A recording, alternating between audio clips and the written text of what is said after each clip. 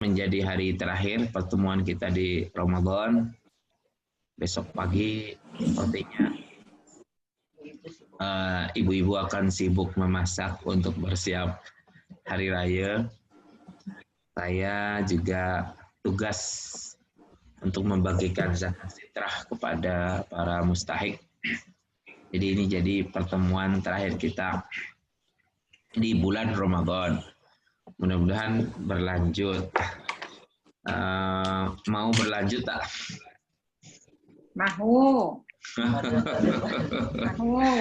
Kalau tak mau berlanjut, alhamdulillah ya. Insya Allah nanti setelah Lebaran, setelah saya beristirahat, insya Allah nanti saya akan mulai lagi dengan kelas-kelas tentang parenting, ya dicampur-campur, tidak parenting semua. Di antaranya ada usulan dari Bu Nur, bagaimana cara bercerita, teknik storytelling untuk anak. Insya Allah silakan nanti akan kita adakan. Tapi saya perlu waktu dulu untuk merancangnya. Karena saya ingin medianya lebih banyak lagi.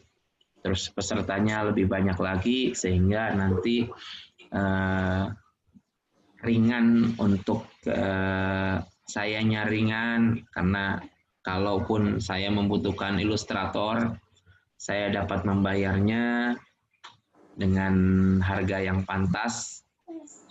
Karena saya untuk buku saja saya membayar ilustrator karena saya tak boleh gambar. Saya tak boleh gambar, gambarnya tak bagus lah. Kalau menulis tulisan saya bagus lah. Sepertinya lebih bagus dari tulisan Bu Nur sepertinya. Tapi kalau gambar saya tak bagus, jadi saya harus membayar orang. Ya,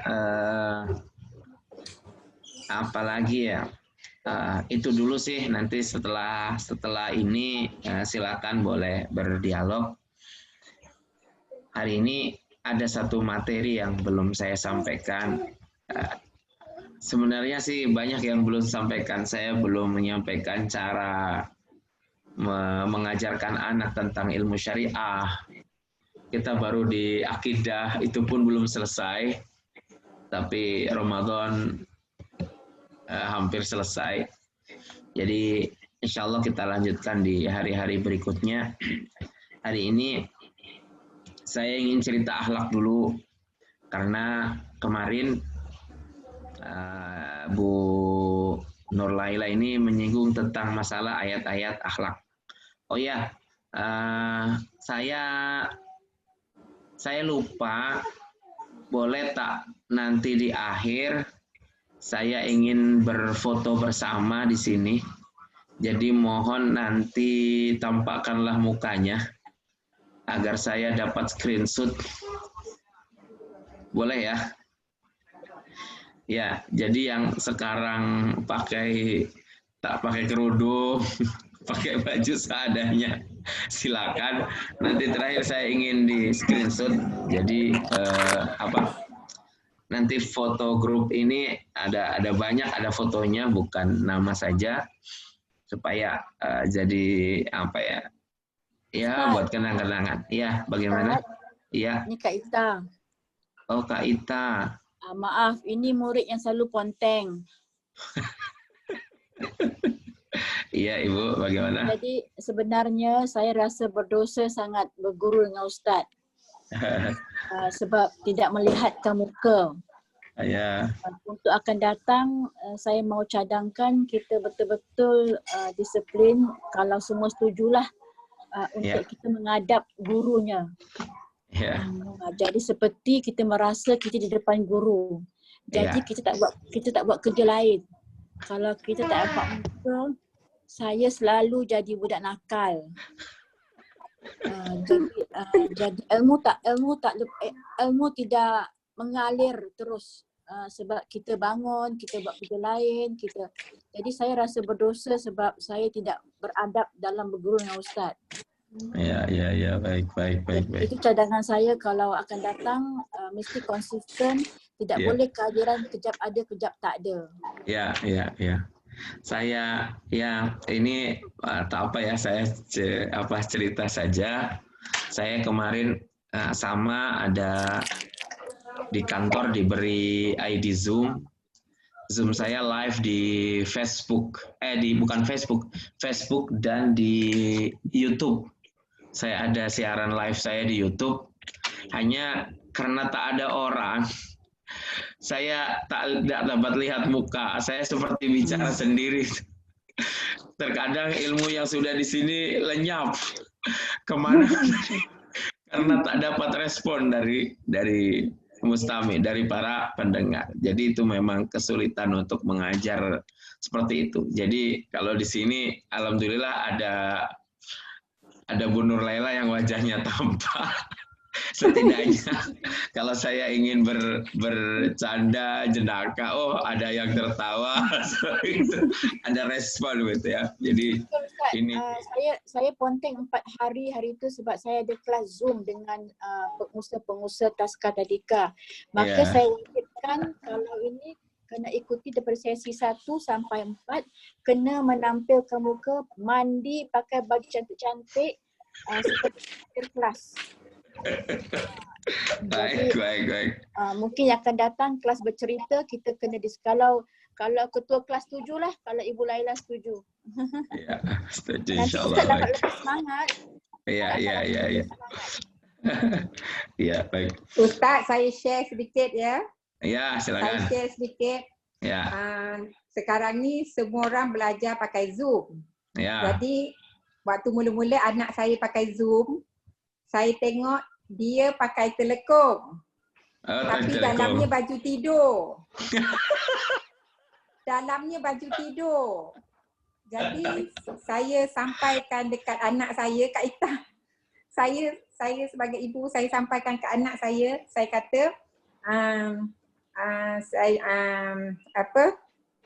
Anas bin Malik waktu dia nak belajar menuntut ilmu, ibu dia bagi dia baju.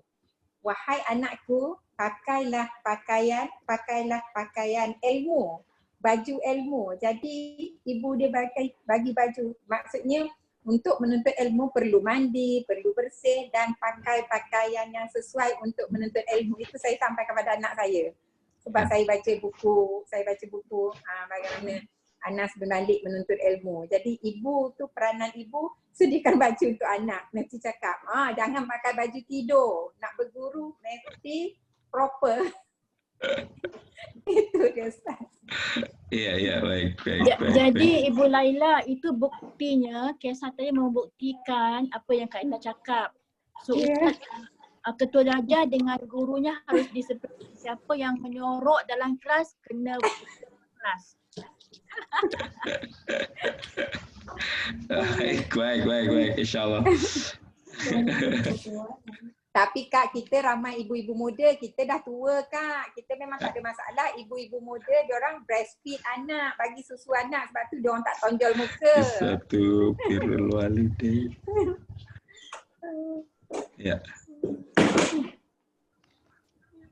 Saya tak ada kamera Kak. Kamera. Tak ada kamera. Saya kena pakai PC lain. Saya kena tukar PC. Nanti kalau saya tukar PC, dia kecil. Tak apa. Kita mudahkan. Tak apa ibu. Ya. Kita mudahkan. Iya. Apa insyaAllah ada masa insyaAllah, sebab benda ni bukannya akhir hari ini untuk yang sesi hari ini. Sesi bercerita tu kita nak tengok memek muka Ustaz, nak tengok informasi Betul. Betul.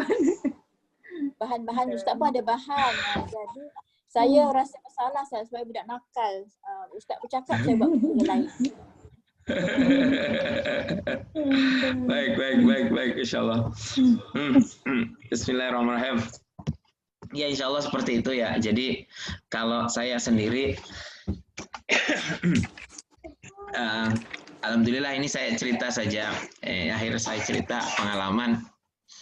Saya dulu waktu berguru di pesantren, saya punya kebiasaan yang tidak ditiru, yang tidak dipunyai oleh murid yang lain. Saya kalau selesai sholat dari masjid, saya lari ke tempat sandal. Sandal kiai saya ambilkan, nanti kiai turun dari masjid, dia tinggal pakai sandalnya sudah disiapkan. Dan itu menjadi apa ya? Menjadi kebanggaan buat saya. Saya ingin muliakan guru saya dengan cara seperti itu.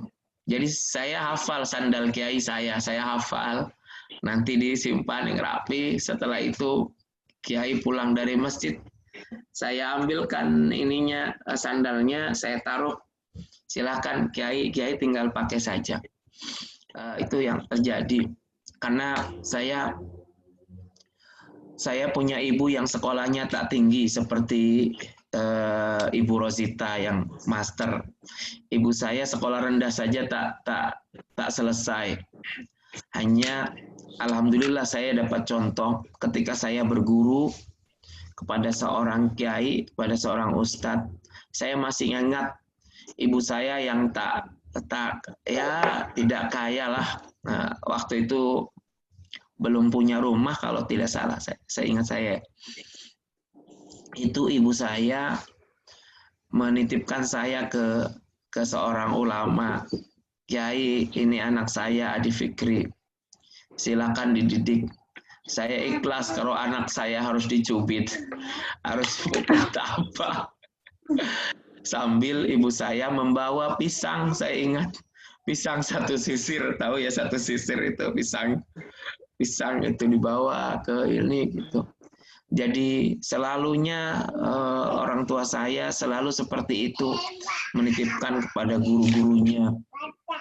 Karena ini amanah yang sebenarnya yang akan dihisap nanti oleh Allah, ya orang tuanya bukan gurunya. Guru hanya membantu bagaimana orang tua ini dia dapat bertanggung jawab kepada Allah tentang masalah pendidikan anaknya. Jadi ini yang saya lihat dari orang tua saya, bagaimana cara mengajari anaknya untuk sopan, untuk berbuat baik kepada gurunya. Lalu saya masih ingat saya dapat ilmu tentang parenting itu lebih banyaknya dari ibu saya, dari ayah saya, dari ibu saya. Saya dapat seperti ini.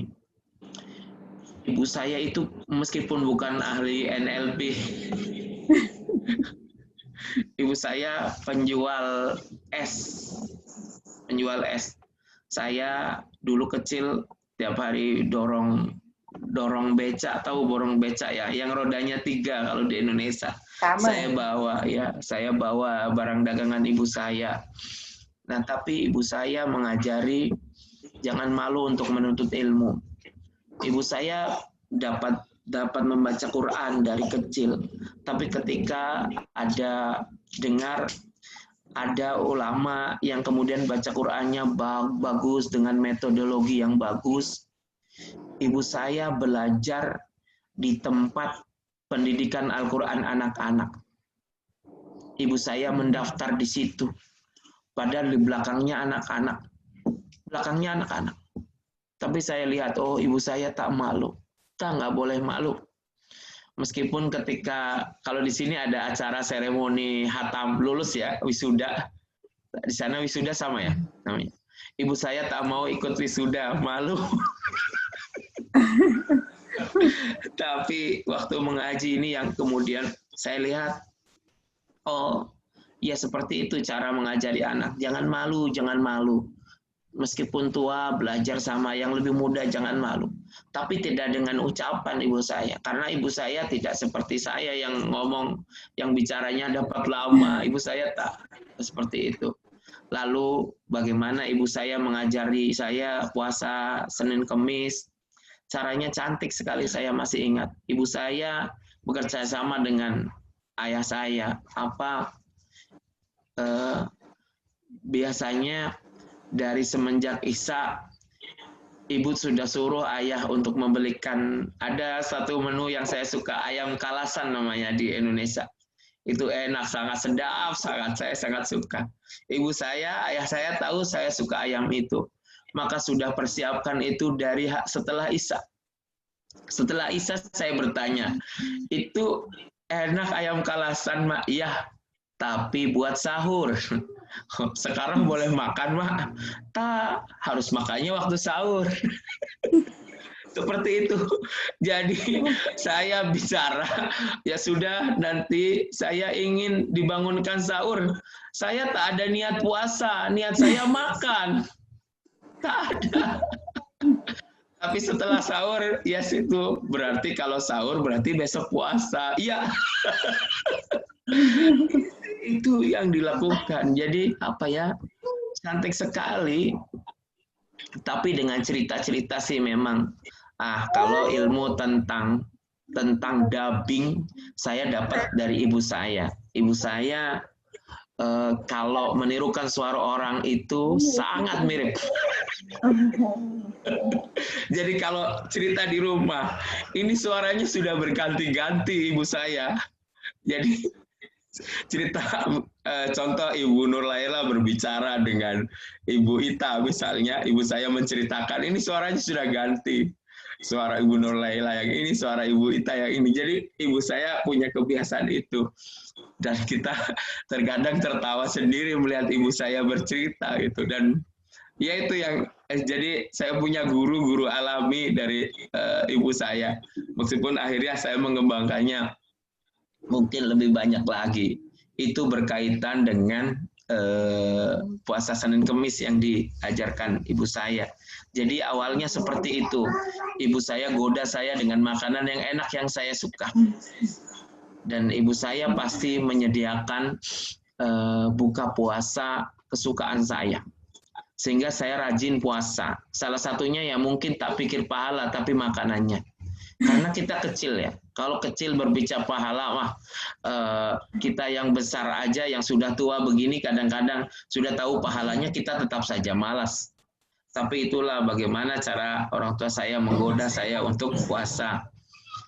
Belum lagi, saya masih ingat cara ibu saya bagaimana mengajari saya tahajud. Ibu saya sholatnya pindah ke kamar saya kalau malam. Pindah situ. Kadang-kadang ibu saya dapati ibu saya sedang menangis. Awalnya saya berpikir begini saja, oh pantas ibu sudah tua harus banyak menangis. Saya seperti itu. Tapi lama-lama ternyata ibu saya mendoakan saya.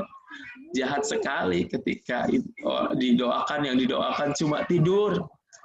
Baru mulai, ya seperti itu caranya. Memperlihatkan ibadahnya depan anaknya, memperlihatkan berdoanya di depan anaknya. Dan itu kenangan kecil yang luar biasa bagi saya, yang hebat, yang mungkin tak dapat dinikmati oleh anak-anak yang sama. Dengan orang tua, orang tua saya bukan orang alim. Kalau kakek saya memang ulama besar, tapi ayah saya tak mengikuti jejak kakek. Ibu saya sama tak ini, maka alhamdulillah lah saya yang kemudian mulai tersadar ketika ternyata orang-orang, saya dihormati dari kecil karena kakek saya yang memang ulama besar. Saya baru sadar ketika kakek meninggal, itu kitab-kitab itu banyak sekali berbahasa Arab, saya tak bisa. Jadi kalau warisan, harta waris dari kakek saya berupa tanah, bangunan, itu sudah habis. Kitab tak ada yang ambil. Saya ambil itu, bismillah. Saya niat belajar lagi. Ini kekayaan. Kekayaan yang tidak boleh dibuka kecuali kuncinya menguasai bahasa Arab, ilmu agama. Alhamdulillah ini yang jadi beberapa memang saya buku-buku dari zaman kakek, buku-buku tentang hadis Bukhari dan tafsirnya itu dari kakek saya. Jadi hadis Kutubus Sittah dari kakek saya. Dan saya baru sadar ketika kakek saya meninggal, maka ya begitu. Dan inilah senangnya punya orang tua yang dia alim. Orang lain bercerita, di kakekmu ini orang alim harus ada penerus. Jadi ini yang kemudian memotivasi. Maka kita juga harus menunjukkan bahwa kita orang yang baik untuk anak kita. Sehingga nanti ketika kita meninggal, orang-orang akan menceritakan tentang diri kita, sehingga anak kita tergerak untuk meniru kita yang sudah menjadi teladan buat mereka. Ini yang saya rasakan dari pendidikan orang tua. Belum lagi kakek itu Ato ya, kakek itu Ato. Ya. Jadi ini karena begini, saya jadi ingat sebuah cerita ketika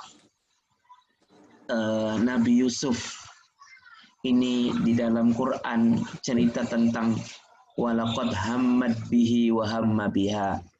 Yusuf ini sudah diperangkap sama perempuan itu ya, Imro'atul Aziz. Kemudian perempuannya menginginkan Nabi Yusuf. Nabi Yusuf juga sudah suka terhadap ini. Walaqad hammad bihi wa hamma biha laula ar-ra'a burhana rabbih. Kalau seandainya Nabi Yusuf tidak melihat burhan. Burhan itu petunjuk dari Tuhannya. Apa petunjuk itu? Ternyata di salah satu tafsir itu, ini yang bisa berkata kayak gini adalah orang tua yang soleh. Kenapa? Kemudian ada ayahnya Nabi Yusuf. Itu Yakubnya tak ada di situ, tapi kemudian bayangannya muncul di depan seorang Nabi Yusuf. Nabi Yakub kemudian mengatakan seperti ini kepada Yusuf. Yusuf, kamu itu anak Yakub. Yakub itu putra Ishak. Ishak itu putranya Ibrahim. Kamu adalah keturunan orang-orang soleh. Apakah engkau akan mencoreng keluarga kita dengan perbuatanmu ini? Yusuf, namamu sudah dicatat menjadi salah satu dari nabi yang dipilih oleh Allah Subhanahu wa Ta'ala. Dan itu yang mengingatkan itu adalah ayahnya. Ketika orang kemudian berbicara tentang kamu ingat ayahmu. Ketika ayahnya soleh, maka kita akan ingat bahwa tak boleh kita membuat buruk nama orang tua kita dengan perbuatan kita. Saya ada sekian hadis yang berbicara tentang, yang saya suka ceritakan bahwa orang tua yang sudah meninggal pun akan menangis ketika tahu tentang perbuatan anaknya yang dilakukan di dunia. Dan ini lagi-lagi orang tua. Berikutnya dari ayah saya. Ayah saya mungkin tidak mengajarkan agama kepada saya. Bahkan kadang di rumah yang menjadi imam itu saya. Di rumah yang menjadi imam untuk ayah saya itu saya. Sejak saya usia belasan tahun, ayah saya memilih menjadi makmum saya kalau di rumah. Karena ya waktu itu saya termasuk qori. Kalau di daerah saya qori. Baca Quran dipanggil kemana-mana, ke panggung. Jadi ayah saya memilih di belakang saya.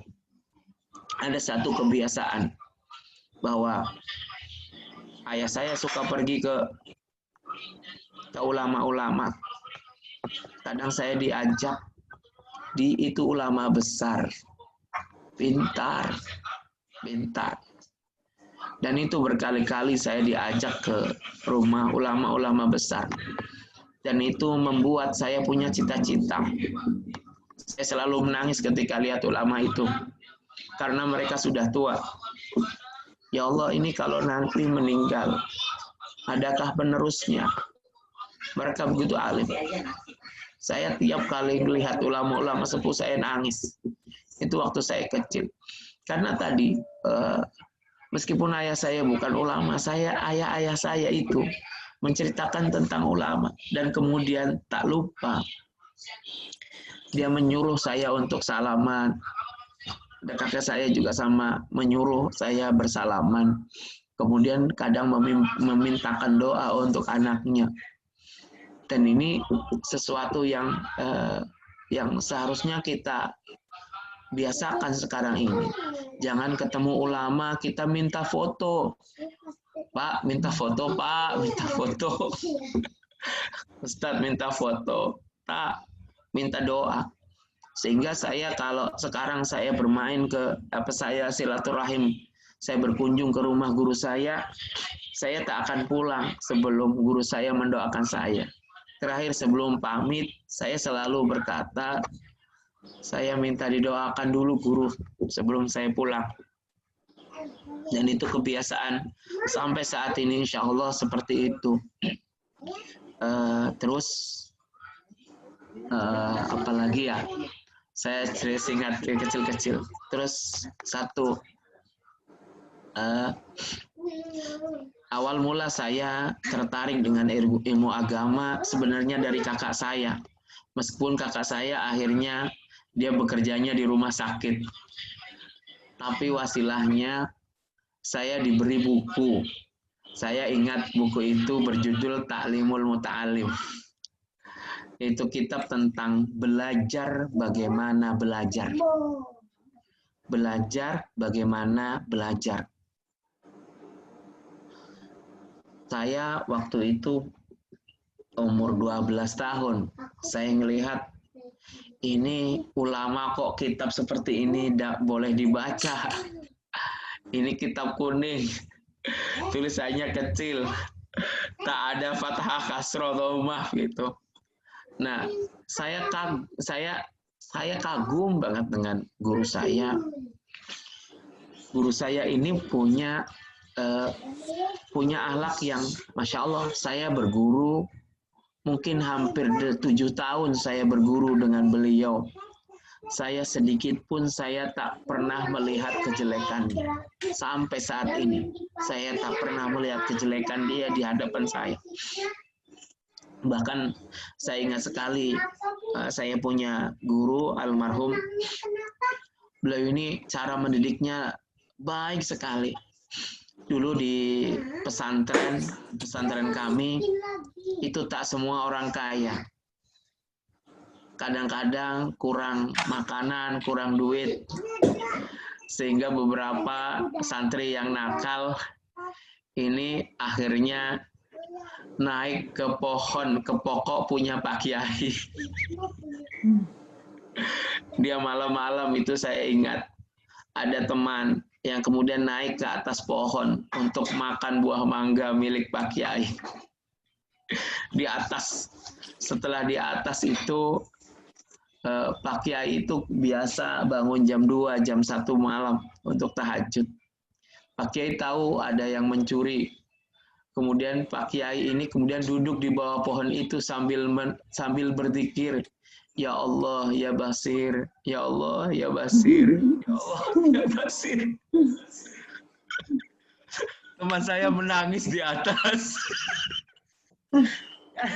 Karena bukan menangis, setelah tersadar begitu ya. Jadi Kiai ini ternyata cara mengingatannya bagus. Dia tidak tegur, setelah itu dia masuk rumah lagi. Tapi percayalah setelah itu teman saya tak berani mencuri lagi. Karena cara mendidiknya yang luar biasa.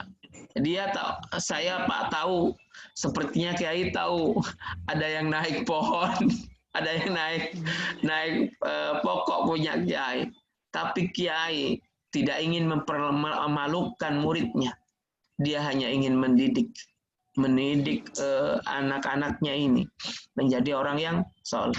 Sehingga dia hanya menirukan berzikir, mengingat Allah di bawah pohon. Ya Allah, ya Allah, ya Basir, ya Basir, ya Basir. Yang maha melihat, begitu.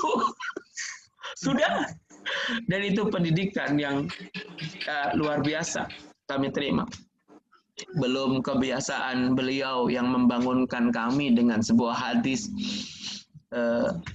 Beliau kalau membangunkan subuh, ingat doa Nabi.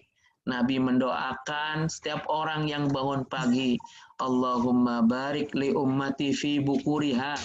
Ya Allah, berkahi umatku pada pagi harinya.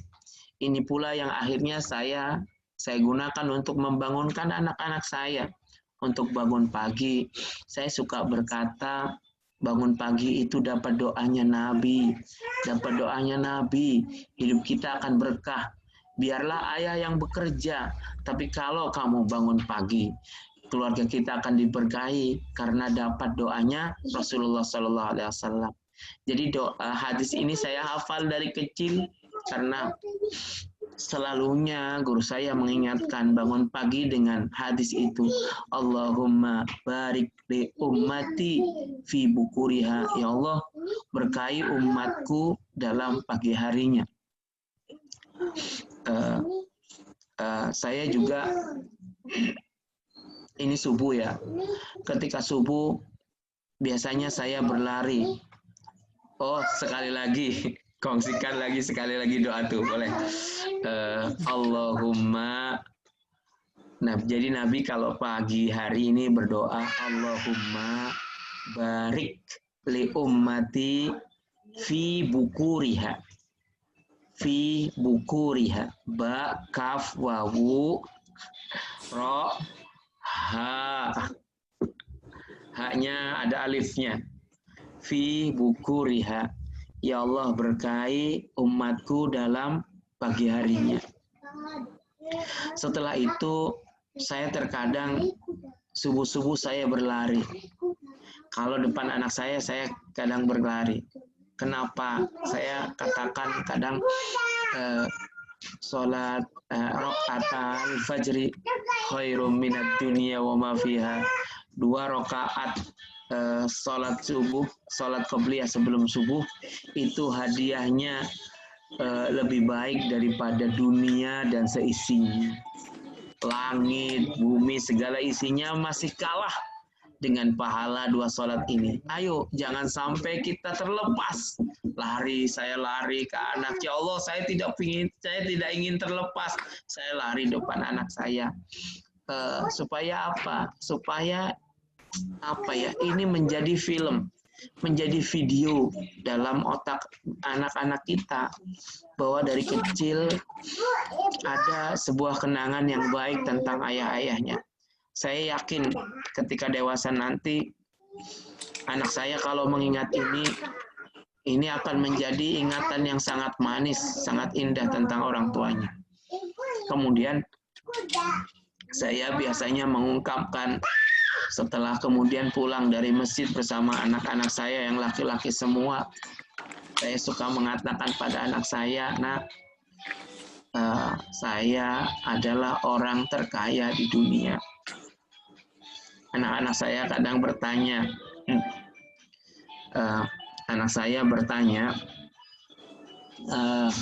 mana Pak itu orang-orang kaya tuh? Bapak kan kereta saja tak punya. Oh, bukan itu ukurannya, Nak. Bukan itu ukurannya. Karena Bapak percaya dengan sebuah hadis. Al-waladus soleh khairum minad dunya wa ma fiha. Al-waladus soleh khairum minad dunya wa ma fiha. Karena mempunyai anak soleh itu lebih besar nilainya, lebih baik daripada dunia dan seisinya. Jadi kalian, apalagi anak Bapak ramai seperti ini, kalau semuanya soleh, satu saja ini lebih baik daripada dunia dan seisinya. Apalagi anaknya ramai seperti ini. Maka Bapak bersyukur, kekayaan ayah ya kamu semua. Kalau kamu menjadi anak-anak yang soleh, maka insya Allah orang tua ya. Ustaz, sekejap ya. Saya terganggu. Minta Ustaz mohon yang lain mute sebab ada bising. Oh, baik. Saya mute ya. Bukan, yang lain mute, bukan Ustaz. Oh iya, enggak, saya mute kan ya. Ya, baik. Oh, ini yang saya tak dapat jadi host. Ibu Nadiroh mungkin yang dapat mute semuanya. Tapi Ustaz semua orang mute. Yang bisa dari rumah Ustaz kan. Oh iya, maaf, yang bising dari rumah saya ternyata. Maaf. Ya, bentar. Lutfan, boleh pindah ke sana, kamar sana. Katanya bising di, ya, pakai itu. Ya, adanya dibawa maksudnya.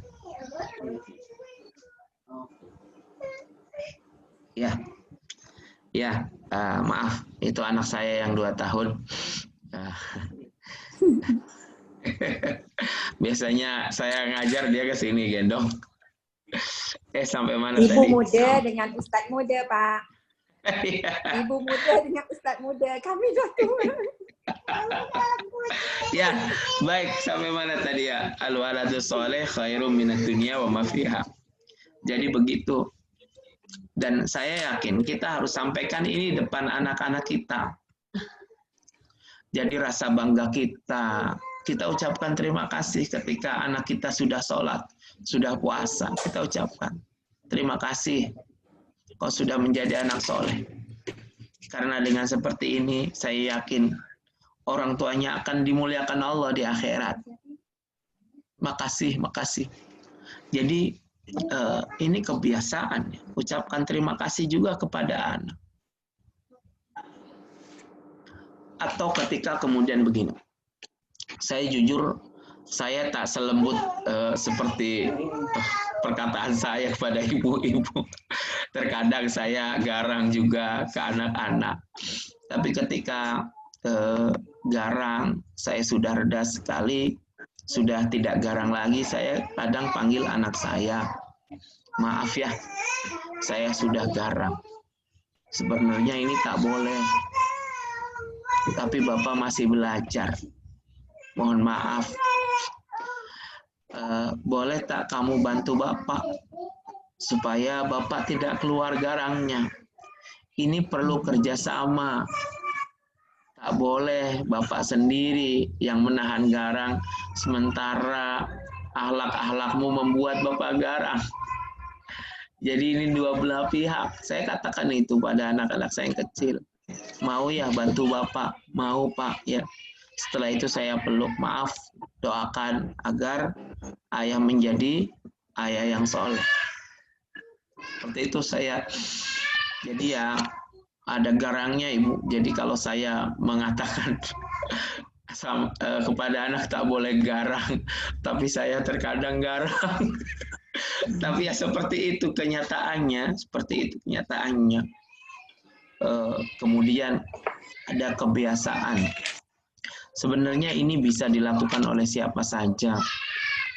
Saya akhir-akhir ini banyak pasangan suami istri yang kemudian menelpon saya, call saya untuk masalah rumah tangga. Dia kalau bertengkar di Malaysia apa Bu? Sama, bertengkar dengan istrinya dan sebagainya gitu. Kemudian susah untuk minta maaf, susah untuk ini ya. Saya katakan, saya itu membiasakan minta maaf setelah sholat dengan istri saya. Jadi selepas sholat selesai saya berdoa, saya bersalaman dengan istri saya minta maaf, maafin saya. Istri saya juga sama, maafin saya juga. Terkadang saya minta maaf, istri saya bertanya, memang buat salah yang mana? Perasaan Mas Adi tak ada salah hari ini. Tapi ya tak apa-apa, saya hanya membiasakan diri saja untuk minta maaf. Sehingga tak malu untuk ketika salah kita minta maaf. Ke anak juga sama. Kalau itu kita lakukan, dan itu mudah, tak berat. Tak berat, mudah sekali dilakukan kita tiap hari. Kalau ini kebiasaan kita, insya Allah ini jadi kebiasaan yang baik buat keluarga kita. Terus terakhir nih, habis ini boleh diskusi ya, selepas ini boleh diskusi. Saya membiasakan diri di rumah. Saya mungkin kuliah bahasa Arab, tapi saya kalau berdoa biasa menggunakan bahasa Indonesia. Sehingga anak saya tahu, saya kalau curhat ke Allah, berdoa ke Allah, saya kadang ceritakan tentang anak saya. Contohnya begini, ya Allah, Berilah saya kesabaran. Anak saya hari ini bertengkar, ya Allah. Setelah ini ya, anak saya dengar itu di doa itu ya. Anak-anak kita malu, ya Allah. Mudah-mudahan anaknya tak bertengkar lagi dengan saudaranya. Saya seperti itu lagi. Jadi cerita-cerita itu dibawa dalam doa kita. Dan itu menjadi nasihat yang lebih baik daripada kita menasehatinya secara murni. Bagi kita, bahwa anak-anak harus tahu bahwa kita dalam doanya menginginkan anak-anak. Bahwa kita dalam doanya, kita menginginkan anak-anak yang baik, anak-anak yang soleh, seperti itu. Dan saya biasakan sebutkan satu-satu. Ya Allah, Sidki ya Allah, Fatan ya Allah, Fakih ya Allah, saya satu-satu. Dan ini harus ada di depan anak kita. Atau ketika anak-anak meminta sesuatu, saya kadang-kadang sini. Kamu minta apa? Saya minta basikal, Pak. Sini. Ayo, Bismillah. Apa Pak kita minta? Minta kemana Pak? Ke Allah. Ayo berdoa. Ya Allah, ini anak saya Lutfan ya Allah. Dia meminta basikal ya Allah. Engkau maha kaya. Engkau memberikan rezeki dari jalan yang tidak disangka ya Allah. Berikan ya Allah, dia ingin sepeda. Dia ingin sepeda. Anak-anak juga harus kita yakin. Kamu yakin Allah mendengar? Oh mendengar Pak. Iya mendengar. Dan Allah itu Tuhan yang pemalu. Tuhan yang malu. Ketika ada hambanya meminta, Tuhan tak beri, Allah malu. Kamu saja ada orang datang ke sini, mengemis, meminta, kamu tak punya uang, kalau kamu tak memberi, kamu malu pada orang yang meminta. Allah lebih malu daripada itu. Jadi ini yang biasakan ke anak-anak semuanya. Yaitu dari cerita sedikit tentang bagaimana saya belajar tentang parenting. Jadi saya lebih banyak dari perilaku orang tua saya sehari-hari yang kemudian ya alhamdulillah masih terekam di otak saya tentang bagaimana dengan dengan anak-anaknya. Berikutnya ini satu lagi nih, sebentar lagi kan hari raya. Kalau hari raya ini kebiasaan anak meminta maaf kepada orang tua ya. Tapi saya sebenarnya sudah membiasakan diri setiap saya menelpon orang tua saya tinggal ibu saja. Saya selalu katakan, Mak, saya manggilnya Mak. Tak tahu kalau ibu di Malaysia panggilnya apa ibu ya Bu? Sama. Ya. Mbak ya,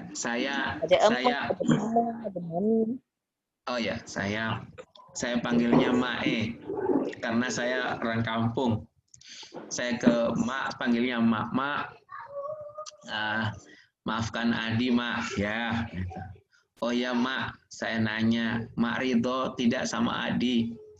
Saya ridho seperti itu. Jadi saya membiasakan orang tua saya menjawab itu, dan saya tularkan kepada adik-adik saya, kakak saya, untuk menanyakan hal yang sama kepada ibunya. Jadi ridho. Saya yakin ketika orang tua kita ridho, Allah akan ridho pada kita. Jadi itu kebiasaan, dan kita harus ungkapkan itu. Kalau kita menelpon jauh, saya kalau berbicara kepada orang tua saya terkadang di depan anak-anak saya katakan, Ma, rindu. Supaya nanti dewasa anak-anak saya juga menelpon dengan mesra kepada orang tuanya. Atau ketika saya ke makam orang tua saya bawa anak saya katakan, ini Atok melihat kita. Atau melihat kita ketika kita mengaji, dia senang sekali. Kita berkirim doa, dia senang sekali. saya pesan kepada anak saya ingin nanti ketika ayah sudah tak ada, kamu melakukan seperti yang ayah lakukan ini terhadap atuk kamu. Ayah tak ingin engkau meninggalkan ayah dengan kesibukan tanpa pernah mendoakan ayah lagi. Saya katakan jarak saya ke makam ayah saya jauh. Kalau guna kereta itu 6 jam sampai 7 jam. Tapi saya selalu contohkan ke anak saya harus berkunjung secara rutin kepada ayah saya untuk mendoakan. Meskipun doa boleh di mana saja. Tapi saya contohkan, saya mendatangi makam ayah saya bawa anak-anak saya. Supaya dia punya kebiasaan bahwa kelak ketika orang tuanya tak ada, mereka melakukan yang sama kepada saya. Itu mungkin, alhamdulillah ini bersyukur saya punya orang tua yang alhamdulillah jadi guru saya selama ini, sehingga ya seperti ini jadinya. Ya setidaknya insya Allah itu kebiasaan baik ya yang saya ingin ceritakan di sini. Ya silakan, barangkali ada dialog. Saya kalau cerita seperti ini saya selalu saja. Assalamualaikum Ustaz. Waalaikumsalam. Saya Aisyah. Sebab kawan-kawan saya ramai yang ibu tunggal kan Ustaz. Kenapa? Kawan-kawan saya kebanyakan ibu tunggal. Ibu tunggal. Ibu tunggal. Ibu tunggal itu apa? Janda Oh, janda. Ibu tunggal. Iya. Dan suami dia macam tak memainkan peranan besar lah dalam mendidik anak. Ya. Jadi ibu buat semua benda daripada mencari nafkah, mendidik dan menguruskan rumah tangga. Ya. Kalau orang macam tu, bila dia minta pendapat macam didikan anak-anak, macam mana nak, sebab kita tak terdaya nak buat semua benda kan, apa yang dia patut fokus? Ya, jadi begini, saya suka banyak orang yang bertanya tentang, kalau di Indonesia ini, ya tadi dari orang tua tunggal, atau janda, atau memang berpisah dengan suaminya, bagaimana cara mendidik anaknya. Ibu saya itu punya, nenek saya berpisah dengan kakek. Nenek saya berpisah dengan kakek. Hanya kakek saya menikah lagi dengan nenek tiri. Hanya yang saya lihat, ibu saya rapat semua, dengan ibu tirinya rapat, dengan ayahnya, dengan ibu kandungnya apalagi. Dan ini yang saya lihat, ya tetap mesra saja, Ada lagi nenek saya yang satunya, dia tak punya dendam dengan mantan suaminya. Dan ini tunjukkan kepada anak-anaknya, mainlah ke sana. Dulu dia bekas suami saya. Ya ketika ini, jadi tak ada cerita-cerita yang negatif terhadap anak-anaknya yang menghalangi anak kemudian mencintai ayahnya. Ada satu ayat yang bercerita kalau di Quran tentang perceraian. Saya ingat banget. Allah mengatakan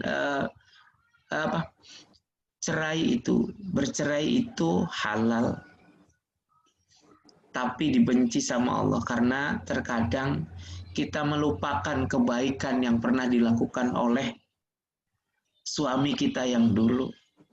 Maka Allah mengingatkan, wala tansawul fadla bainakum. Janganlah engkau pernah melupakan kebaikan mereka, harus diingat. Dan ceritakan ini kepada anak-anaknya. Ayahmu tuh baik. Jangan kemudian bercerai, berpisah dengan suami, anaknya ikut istri misalnya. kemudian ini istri bercerita buruk tentang ayahnya. Lalu bagaimana dia mencintai ayahnya? Maka, dan ini ibu mau, apakah ketika kemudian bercerai, mau anaknya durhaka kepada ayahnya? Tak mau pastinya. Maka ini mau tidak mau kita harus memberikan ini. Susah memang, sulit. Tapi saya melihat dari ibu saya tak pernah membenci ayahnya yang bercerai dengan nenek saya. Jadi ya seperti itu, hubungannya baik-baik saja. Padahal ya tadi orang tuanya tak punya pendidikan yang tinggi. Tapi cara bagaimana mendidik anaknya untuk mencintai ayahnya yang sudah berpisah dengan ibunya, ini tetap berjalan gitu. Dan ini harus dilakukan.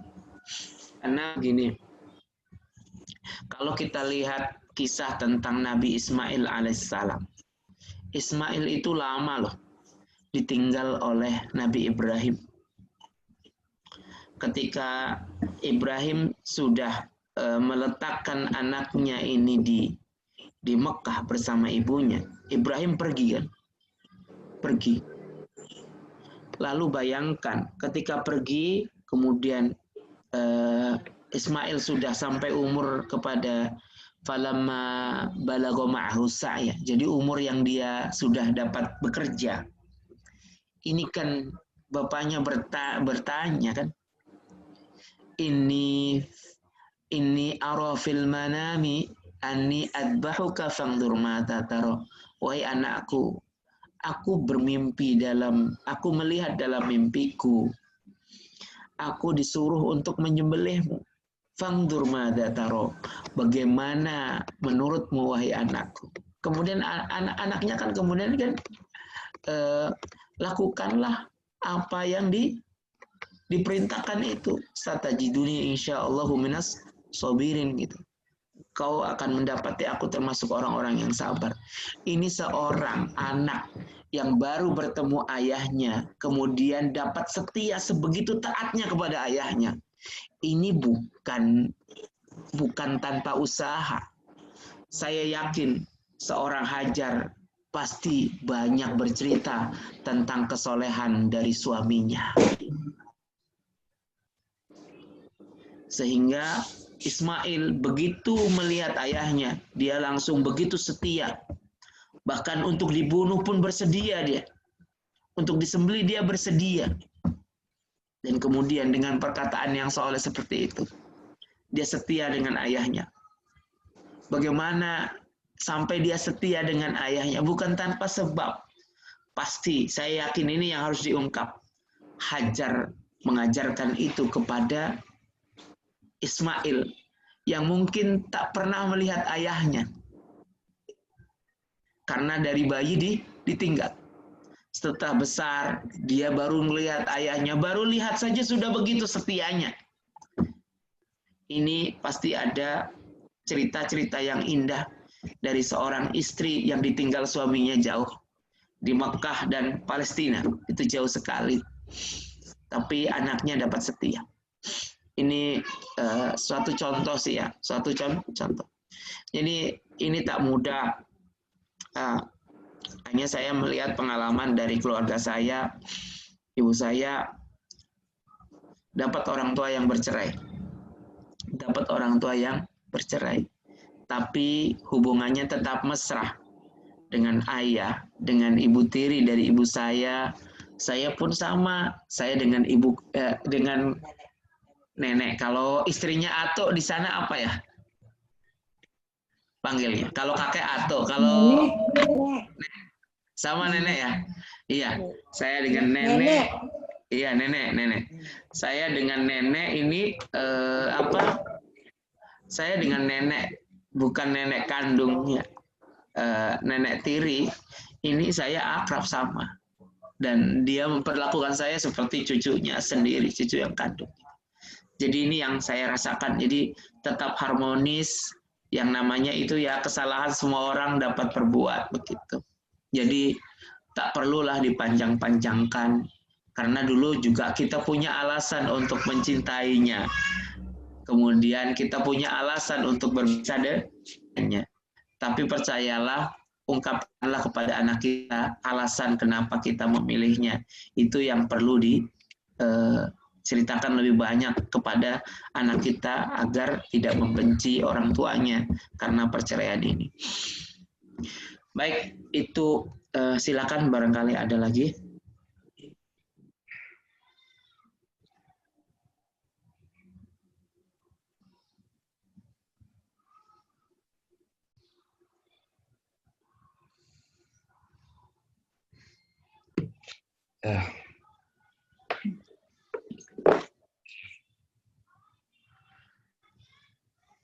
Tak ada. Kalau tak ada kita. Saya buat apa sikit.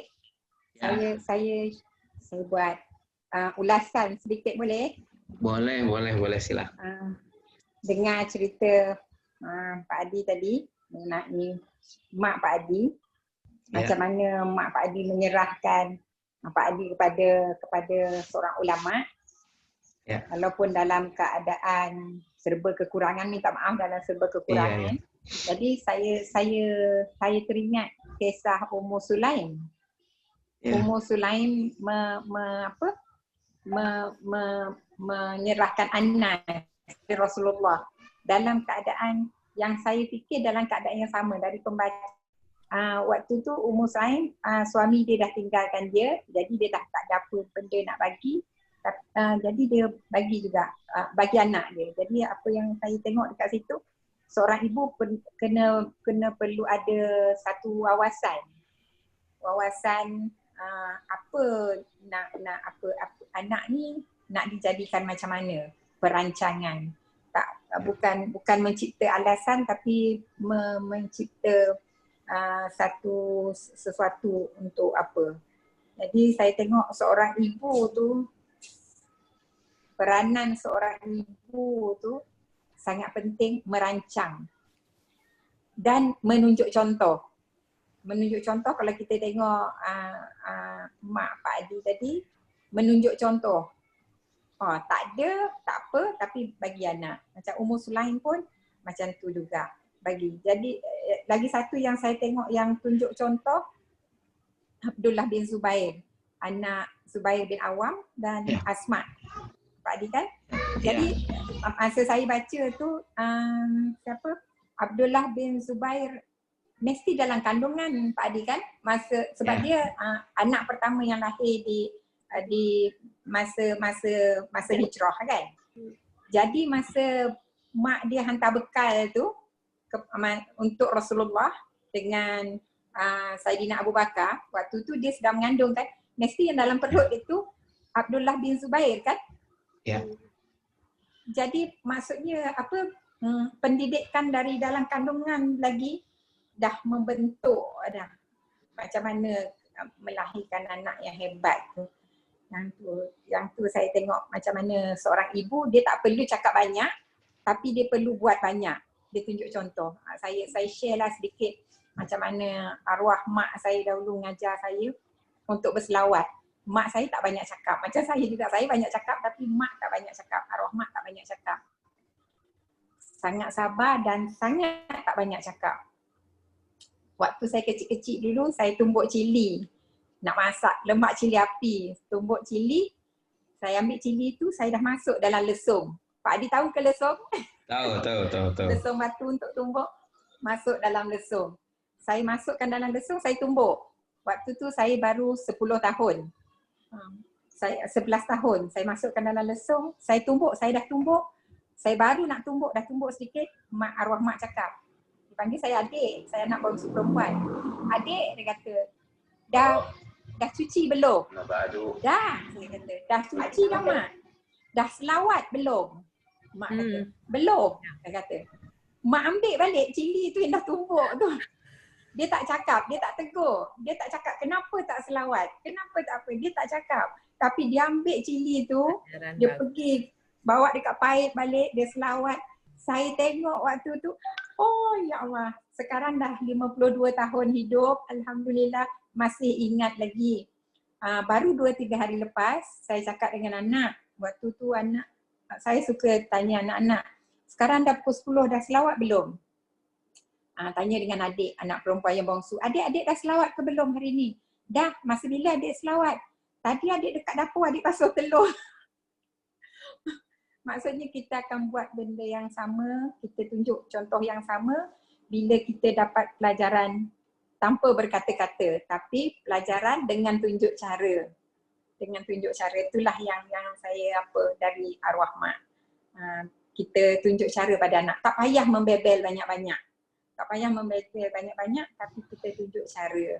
InsyaAllah, itu yang saya dapat tengok daripada mak Pak Adi, pada Umur Sulaim, dari siapa? Dari Asma Abu Bakar. Satu persatulah kita tengok itu antara contoh-contoh lah, insyaAllah. Ibu kepada Sultan Muhammad Fatih pun mempunyai vision yang besar kan? Anak dia. Memanjat tembok setiap hari. Dan method yang Pak Adi dengan Kak Laila cerita tu, Qudwatun Hasanah tu memang banyak orang-orang hebat. Memang bila dia cerita balik, memang mak ayah dia adalah sumber inspirasi. Macam Syed Qutub pun hari tu saya dengar pun dia kata dia tengok ayah dia selalu tahajud menangis. Sehingga kan benda tu jadi memori untuk dia, macam Pak Adi cakap lah. Dan dia pun sekarang, dia pun adalah ulama besar kan. Dan memang peranan ibu ayah sebagai contoh tu sangat. Internetnya di ini dulu loh. Memfilmkan di minda anak, benda tu lebih terkesan untuk long term memory kan. Betul. InsyaAllah. Ini saya low pisan. Paling pakai ini tapi saya harus keluar dulu. Yang itu pakai soalnya. Oh iya, saya semut dulu.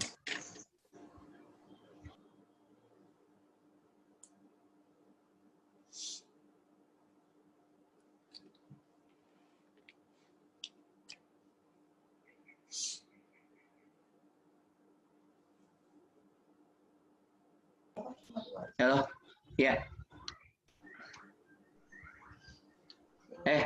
Maaf, saya ini terlepas tadi karena internetnya buruk, tak bagus sinyalnya. Tapi ini lancar dah. Sudah Pak. Sudah ya, sudah ya. Iya. Ya, saya dengar tadi sebagian yang Bu Nur Laila cakap. Insya Allah lah, bagus sekali. Jadi intinya sebenarnya begini, kalau saya ya, apa yang kita lakukan saat ini akan ditiru oleh anak-anak kita ketika mereka menikah dan punya anak nanti. Kalau kita ingin tahu seperti apa nanti anak-anak kita terhadap anaknya, kita tanamkan dari hari ini. Bagaimana ayahnya, bagaimana ibunya. Saya termasuk yang saya mengajari anak saya memasak. Saya memasak di dapur. Supaya nanti besar anak saya tahu bahwa dapur bukan pekerjaan istri saja. Anak saya laki-laki mencuci piring, saya mencuci piring. Supaya apa? Supaya tahu bahwa itu bukan pekerjaan perempuan saja, seperti itu. Dan merasakan yang sama. Jadi bismillah lah niat kita di rumah, karena menjadi orang tua itu ini internetnya ini lagi. Sebentar. Jelas. Jelas sangat. Oh ya.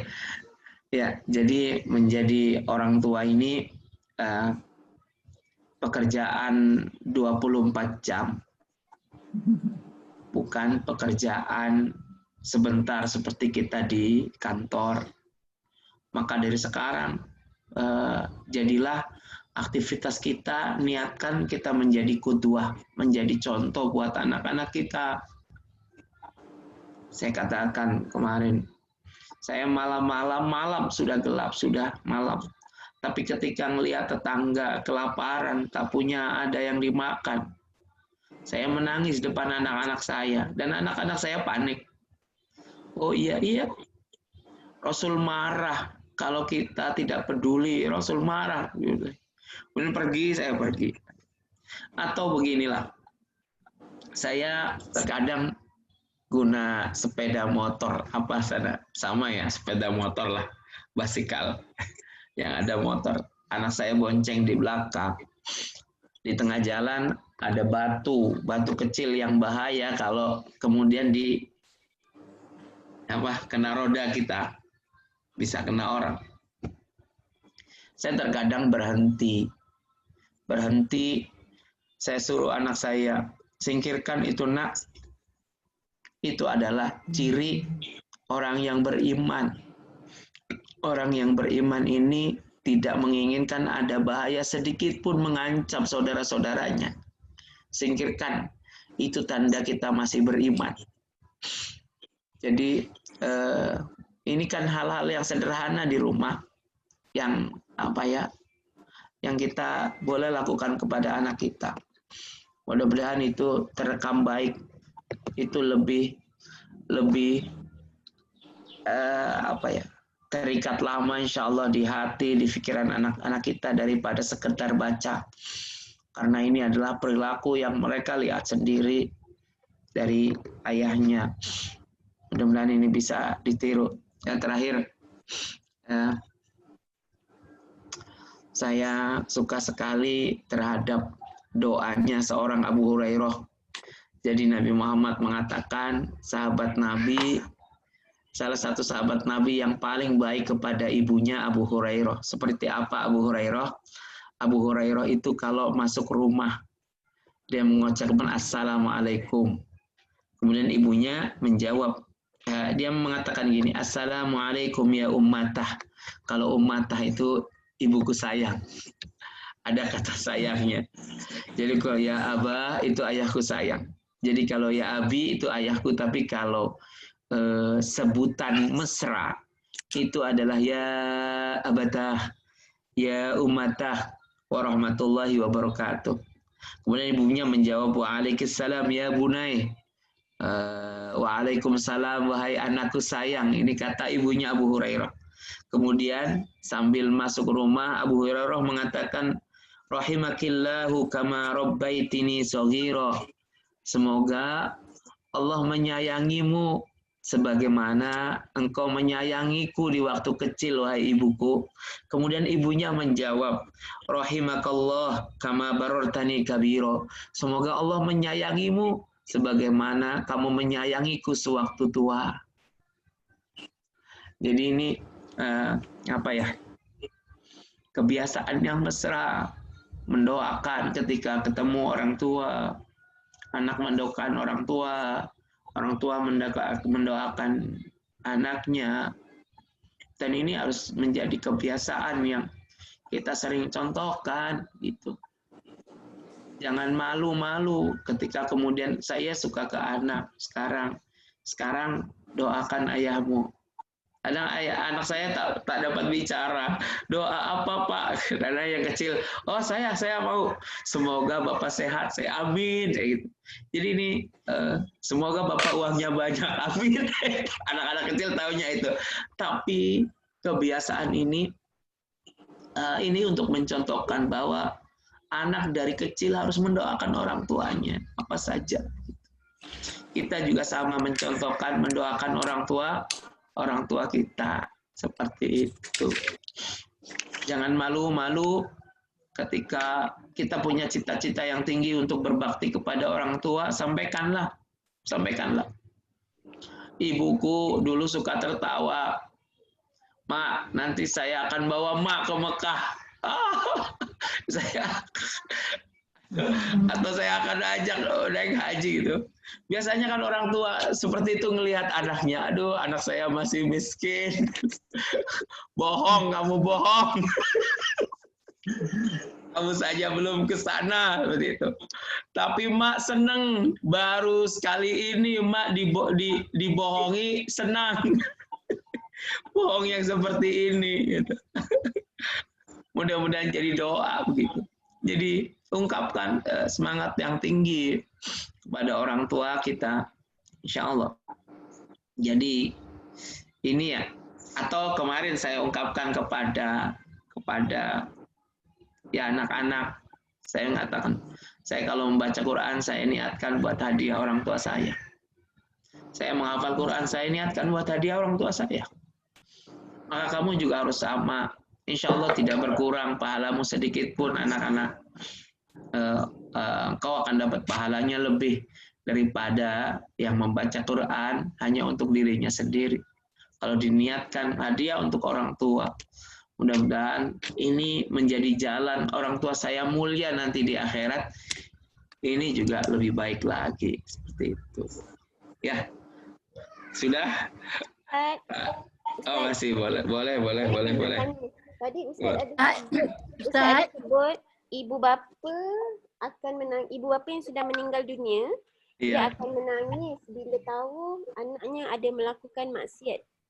Itu ada hadisnya ke Ustaz? Lagi satu, malaikat juga akan berhenti mengazab ibu bapa di dalam kubur apabila ada anak yang mendoakan memohon keampunan ibu bapanya.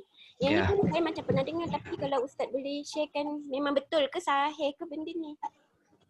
Baik. Kalau ibu baca namanya kitab Mawaidul Usfuriyah. Ini kitab ada 40 hadis seperti hadis Arba'in Nawawi. Ini saya belajar ini kitab yang saya baca sejak usia 13 tahun. Ya sekitar 25 tahun yang lalu. Ada bab, ini di kitab ini, bab ke-15. Jadi, bab hadis ini, babnya judulnya begini. Farhul amwat bi'a'mali ahlihimul ahya as-salihah wa isa'adhum bididdiha. Jadi, kegembiraan orang yang sudah mati sebab amal baik keluarga mereka yang hidup, dan kesedihan orang yang sudah mati dengan amal keluarga mereka yang buruk, yang masih hidup. Jadi ini ada hadisnya Ibu. Insya Allah nanti kita ungkapkan lagi ya, kita ceritakan, soalnya ini harusnya hari ini saya bercerita tentang birrul walidain, tapi sepertinya tak cukup waktu, jadi saya bercerita tentang keluarga saja. Insya Allah nanti saya akan ungkapkan ini semua. Saya selalu mengatakan, cerita sering, saya hafal hadis tentang hadis kalau kita masuk ke kuburan. Kalau di Malaysia kuburan juga kan ya? Sama ke kuburan kita disuruh mengucapkan apa? Assalamualaikum ya ahlal kubur. Itu kira-kira mayatnya menjawab tak?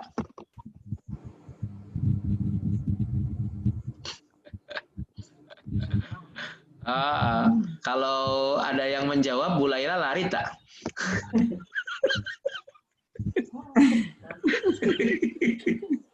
Nomor satu lari.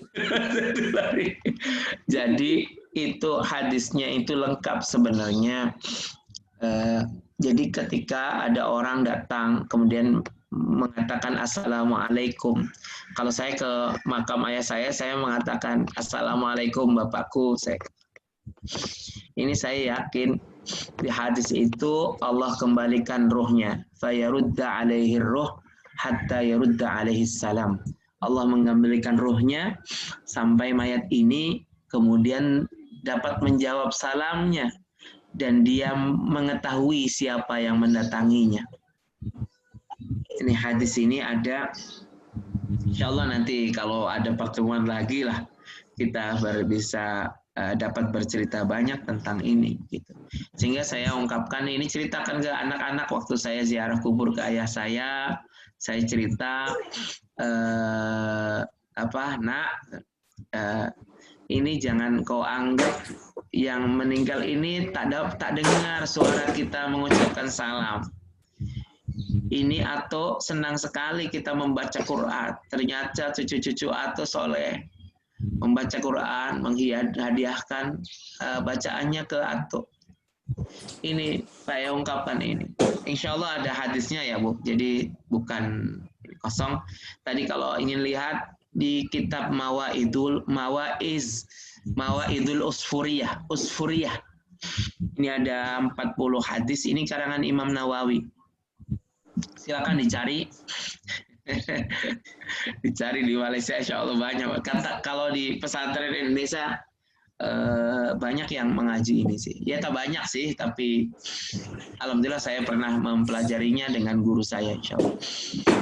Baik. Ada lagi? Pak Adi.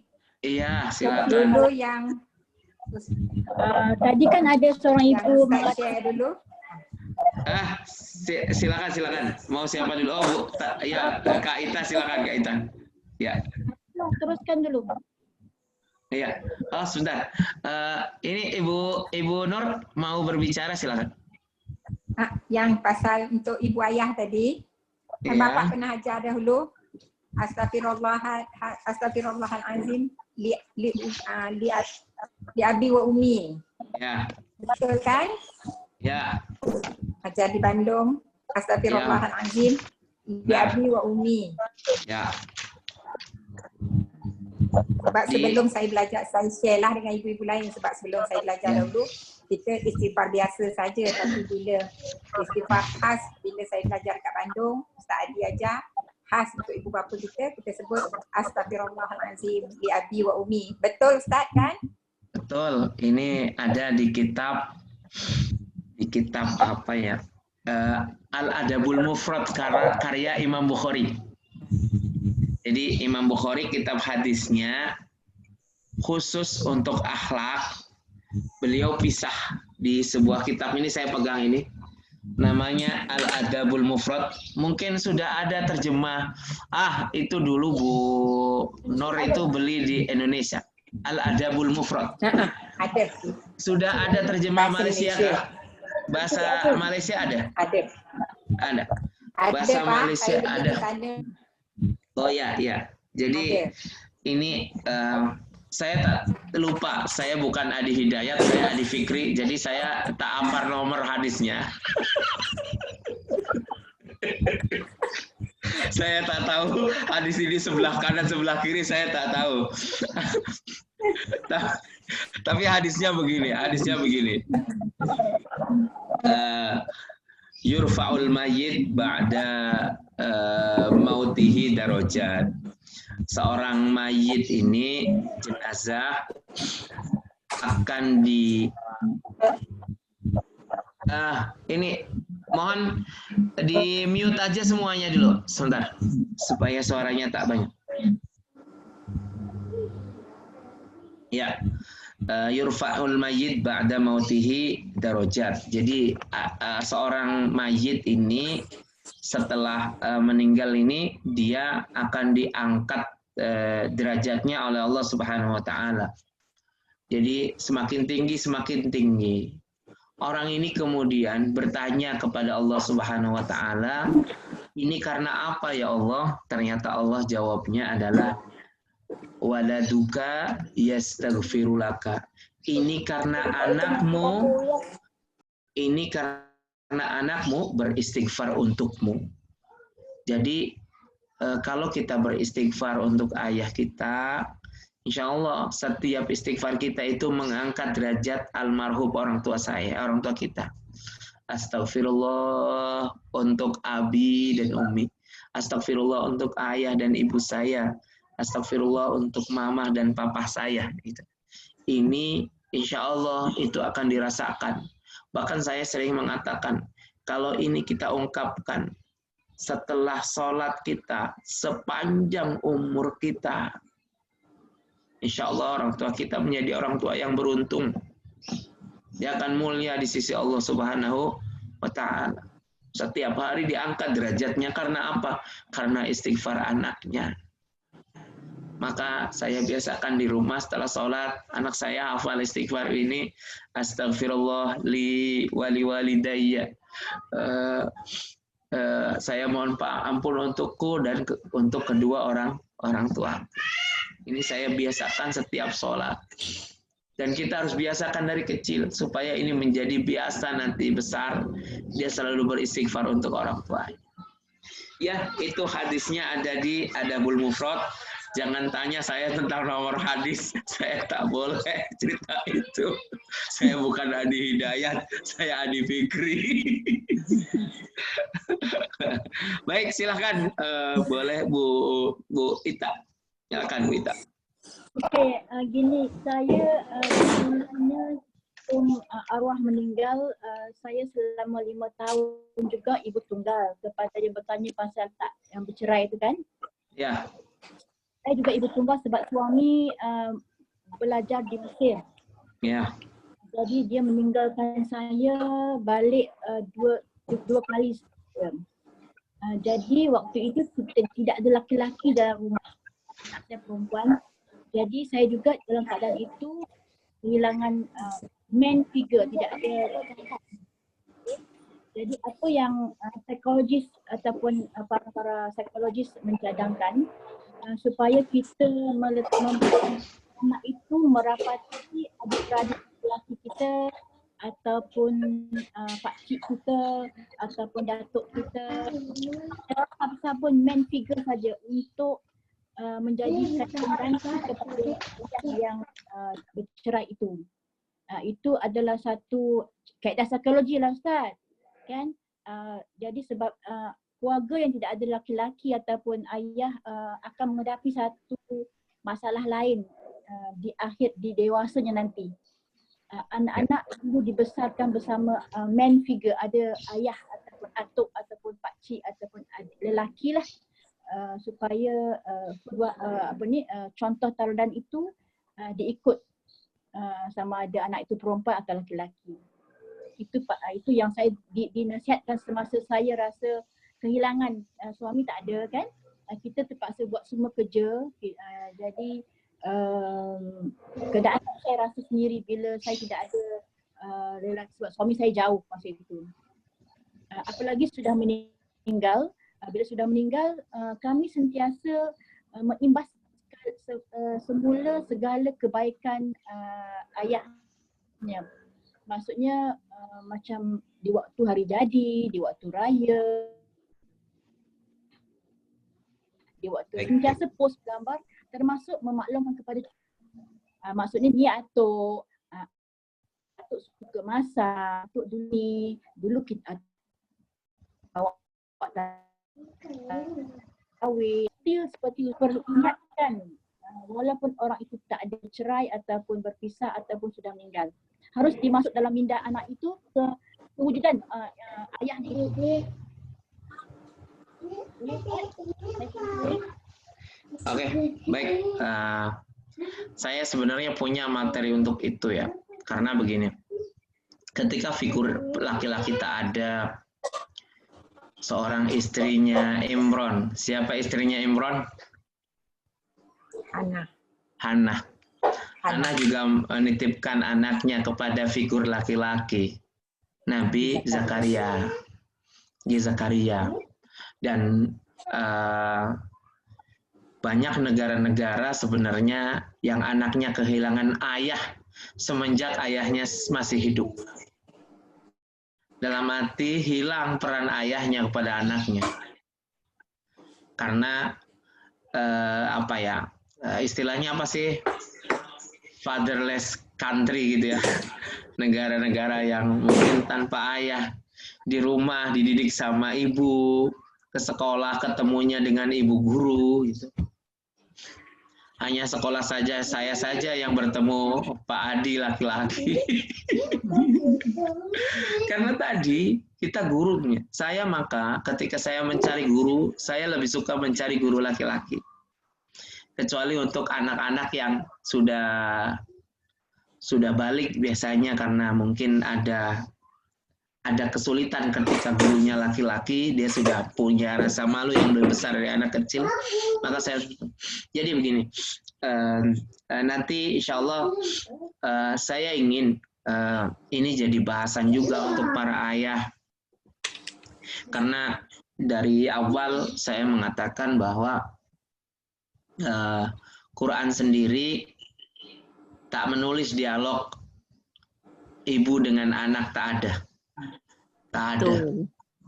Ada. Yang ada adalah dialog dengan ayahnya. Nabi Ismail begitu lama dengan Hajar, tapi yang ditulis oleh Al-Quran adalah dialog dia dengan ayahnya. Nabi Yusuf dengan ayahnya, terus Luqman Al-Hakim dengan anaknya. Itu laki-laki semua. Ada apa? Nah, ini sebenarnya menunjukkan bahwa yang sebenarnya punya kewajiban mendidik ya laki-laki. Kita selalu dibesar-besarkan dengan istilah madrasatul ula. Ibu itu adalah sekolah yang pertama buat anak. Tapi harus ingat bahwa yang menjadi headmasternya adalah suami. Jadi ini yang saya ingin ungkapkan sih sebenarnya. Kalau ibu-ibu dapat kumpulkan ayah-ayah, saya akan bicara ini. Karena saya suka bertanya kepada ayah-ayah semua, Pak, kalau anak Bapak tidak sholat, kemudian tidak beriman sama Allah, di akhirat siapa yang dimintai pertanggungjawaban tentang pendidikan anaknya? Anda, ayah, atau istri Anda? Ayahnya, benar. Masalahnya sekarang siapa yang mendidik? Istri saya, begitu. Jadi ini mereka sudah tahu sebenarnya, sudah tahu. Tapi inilah pengetahuan yang hanya menjadi pengetahuan saja, tapi tidak dilakukan oleh mereka. Jadi ini yang perlu memang. Jadi banyak sekarang yang anak-anak ini kehilangan figur ayah. Saya masih ingat ini. Ibu pasti semua tahu tentang Khalifah Umar bin Abdul Aziz. Khalifah Umar bin Abdul Aziz tahu tak? Tahu. Ya. Khalifah yang Khalifah Umar bin Abdul Khattab. Iya, baik. Khalifah Umar bin Abdul Aziz ini khalifah yang terkenal dengan keadilannya. Dia memimpin, akhirnya negaranya menjadi makmur, sampai menemukan orang fakir saja susah. Terus bagaimana ayahnya mendidiknya? Dia murid ulama besar sahabat. Jadi kalau ada Ibnu Abbas, anaknya ada Ibnu Abbas, ada Ibnu Umar atau Abdullah bin Umar, itu salah satu ulama-ulamanya sahabat. Nah, ayahnya menitipkan Umar bin Abdul Aziz ini. Ayahnya Abdul Aziz menitipkan anaknya kepada Abdullah bin Umar. Di mana Abdullah bin Umar tinggal? Di Madinah. Di mana Abdul Aziz tinggal? Di Mesir. Jauh. Tapi lihat nih, ketika Abdullah bin Umar menulis surat tentang anaknya Umar, anaknya yaitu Umar bin Abdul Aziz ini pernah sholat terlambat gara-gara menyisir rambutnya. Jadi sholatnya menjadi masbuk, tidak masbuk sih, terlambat pokoknya, terlambat karena dia sibuk menyisir rambut, menata rambutnya. Itu dia menulis surat kepada ayahnya di Mesir. Apa yang dilakukan oleh ayahnya Umar bin Abdul Aziz? Ayahnya mengirimkan dari Mesir seorang yang hendak mencukur rambut anaknya. Sebenarnya dapat, dia suruh orang nanti di Madinah tulis surat, nanti di Madinah suruh tuh digundul anak saya, jangan sampai ada rambutnya. Tapi itu tidak dia lakukan. Dia membawa tukang potong rambut, kalau di sini cukur ya, dari Mesir untuk mendatangi anaknya untuk menghabiskan rambut anaknya. Ini salah satu tanggung jawab dari ayah yang jauh dengan anaknya. Seperti itu. Dan sekarang banyak sekali. Saya suka mengajar loh. Kalau saya sedang di Mekah, sedang di Madinah, saya menelpon anak saya untuk mengajarkan tentang Rasulullah. Saya bercerita, ini makamnya Rasulullah, saya cerita. Sekarang apalagi ada media handphone, kita boleh telepon di mana saja. Yang penting kita ada niat, kita sediakan waktu. Dan yang sering salah adalah begini. Saya yakin seorang seperti Kak Ita ini sibuknya luar biasa. Jadwalnya dengan orang ini banyak sekali. Saya ingin tanya, apakah menjadwal mengajar anaknya? Ini banyak di sini, ustadz-ustadz yang mengajarnya, Masya Allah jemaahnya banyak. Tapi anaknya tidak diajar. Ini yang sebenarnya seperti itu. Apa sih itu? Saya pernah ditegur oleh istri saya. Oke, orang-orang dari mana-mana, dari Jepang, dari Malaysia, dari Qatar, dari Belanda, dari Nederland, ingin belajar Quran, anak-anaknya dengan saya gitu. Mas Adi selalu punya waktu, kata istri saya. Apakah kemudian anak-anaknya harus membayar supaya Mas menyediakan waktu? Itu istri saya mengatakan begitu. Astagfirullahaladzim. Iya, saya sediakan gitu. Karena terkadang ada, kita ingin ya anak saya bisa bertemu dengan saya tiap hari, tapi orang lain mungkin tak dapat bertemu tiap hari. Maka saya terkadang seperti ini, ya Allah, terkadang jadwal anak saya diganggu. Saya harusnya misalnya malam Kamis saya mengajar anak saya di rumah. Malam Jumat saya mengajar tentang Sirah Nabawiyah kepada anak saya. Jadi anak saya harus khatam kitab Sirah Nabawiyah Rasulullah. Terkadang saya pergi karena ada umat yang membutuhkan saya malam Jumat, perkumpulan ibu-ibu, bapak-bapak, pengajian. Akhirnya di rumah cuti. Saya pergi ke sana. Nah, ini yang kemudian istri saya kemudian bertanya, apakah anaknya harus menjadi orang lain kemudian meminta jadwal ayahnya? Ini yang harus kita ini kan. Insya Allah lah saling mengingatkan. Saya yakin nanti Ibu Ita ilmunya lebih banyak lagi untuk hal ini. Tapi insya Allah saya punya contoh-contoh dari para ulama-ulama yang dididik oleh ibu tunggal.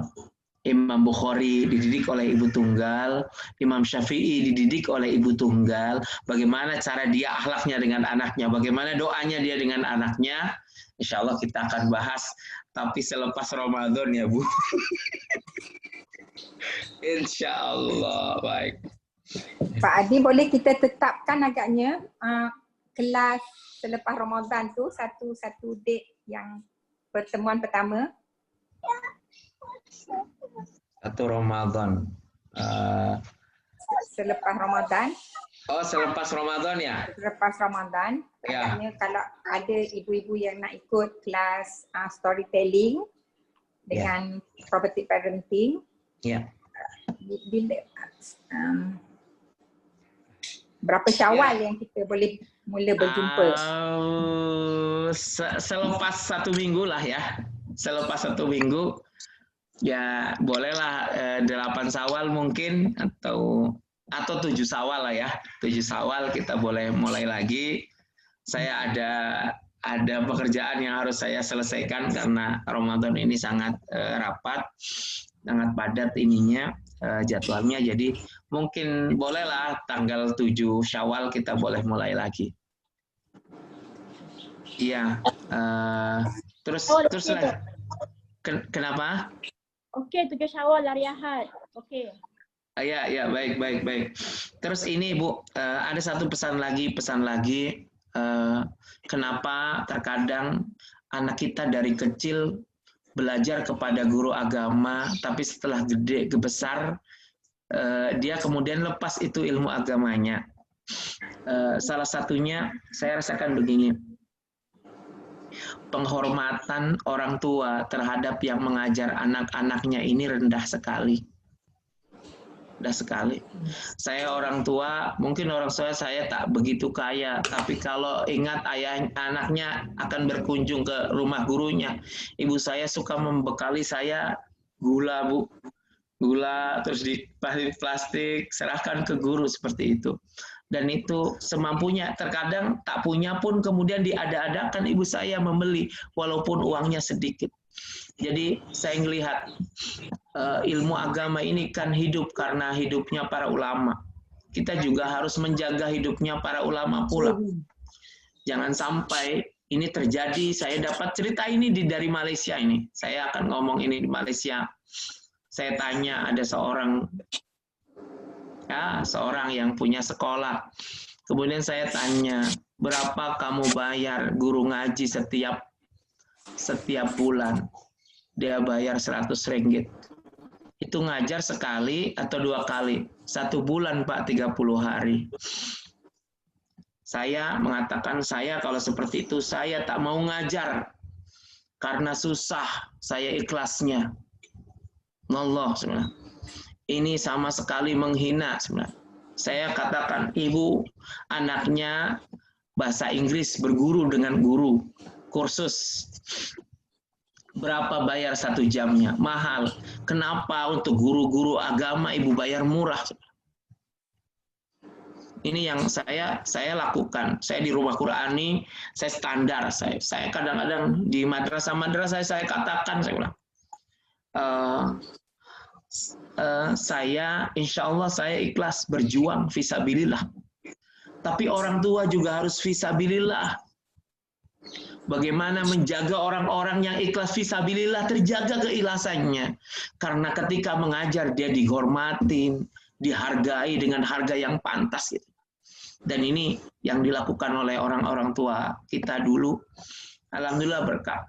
Jadi kalau sekarang kita masih menganggap guru-guru anak-anak kita, guru yang mengejar kita dengan mengatakan, udah guru ikhlas, tak usah dibayar, seperti itu. Insya Allah guru ikhlas.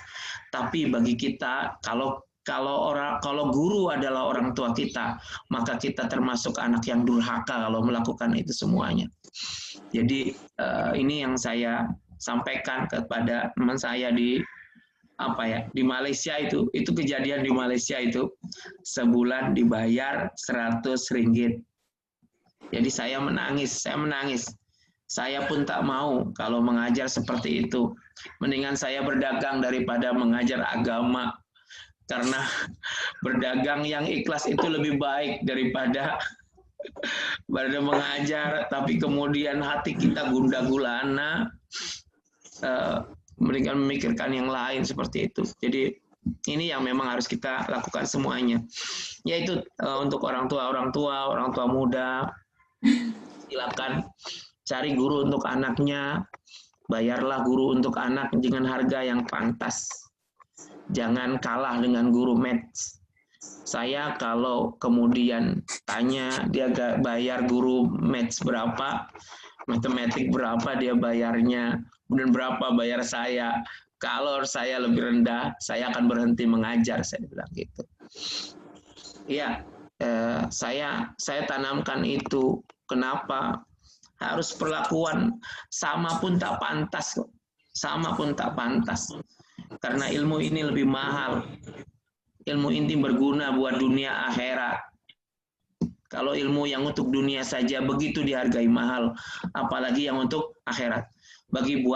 Ini pesan juga buat Bu Ita yang punya sekolah, jangan pernah bayar murah guru-guru yang mengajar Al-Quran, mengajar agama kepada anak-anak. Jangan pernah. Kalau itu kita lakukan, kita sebenarnya yang sudah merendahkan ajaran Islam itu sendiri. Ya, itu Bu Nur, Bu ini buat semuanya. Saya berkata seperti ini karena saya punya teman-teman yang maaf, dia ekonominya sulit, untuk makan saja sulit, tapi untuk mencari makan sulit, dia harus meninggalkan pekerjaannya untuk mengajar. Penghasilannya kurang, tapi dengan mengajar dia tak dapat. Baru beberapa hari yang lalu ada guru ngaji datang ke sini, dia menangis karena tak dibayar oleh orang-orang. Muridnya 36. 36 orang sebulan, dia hanya dibayar berapa? Yang masuk uang ke dia cuma 30.000, mungkin 10 ringgit, dia dibayar 10 ringgit. Saya nangis. Saya melihat, alhamdulillah saya doang. Ini dia nangis, dibayar oleh saya. Saya bilang, saya pun tak mau diperlakukan kayak gini. Saya tidak terima dengan seperti ini. Kalau saya ngajar, saya akan marah. Saya bilang, saya berhak marah seperti itu. Jadi ini yang harus kita lakukan ya. Kalau kita ingin ilmu anak-anak kita berkah, perlakukan guru-guru kita agar ilmu yang didapat anak-anak kita ini berkah. Ini mudah-mudahan dapat diterima ya. Ini seperti ini. Ini apa ya? Kalau boleh bilang nasihat, ini nasihat saya karena saya mengalaminya seperti ini.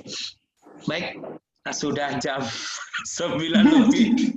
Ternyata kita sudah berjumpa 2 jam lebih ya. Baik, untuk berikutnya saya begini, insya Allah dengan Bu Nur Laila, saya akan buat kelas storytelling, mungkin untuk para guru via Zoom ya. Mungkin dengan anaknya juga dapat, seperti yang ada di Indonesia, karena saya ada kelas khusus storytelling di Indonesia itu 2 minggu sekali, seminggu 2 kali. Itu ada, anunya banyak. Silakan kalau Malaysia mau, insya Allah ini cerita saya ini mungkin beda dengan yang lain karena saya mempelajari sirah. Mungkin kalau belajar sirah di Bandung juga banyak Bu Ita, ada Pak Fadlullah, dia lebih alim mungkin sirah dari saya, tapi gaya dia cerita ke anak itu yang dia tak punya. Yang ini yang memang dilakukan. Guru-guru saya mungkin lebih alim, tapi saya punya metodologi bercerita yang ya alhamdulillah selama ini saya sampaikan pada anak-anak saya.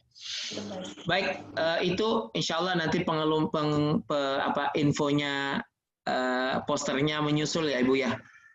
Insya Allah nanti seperti apa pertemuannya, nanti akan saya bahas. Saya sedang rancang ini dengan istri saya untuk mengadakan kelas yang sama. Buat anak-anak atau buat para guru atau buat para parent nanti, insya Allah. Baik, ini pertemuan terakhir. Sebelum saya berdoa, saya ingin ada murid-murid saya di sini yang mendoakan saya dulu. Silakan.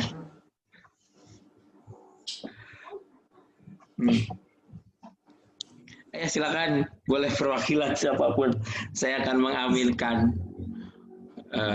Ya. Siapa nak berdoa agaknya?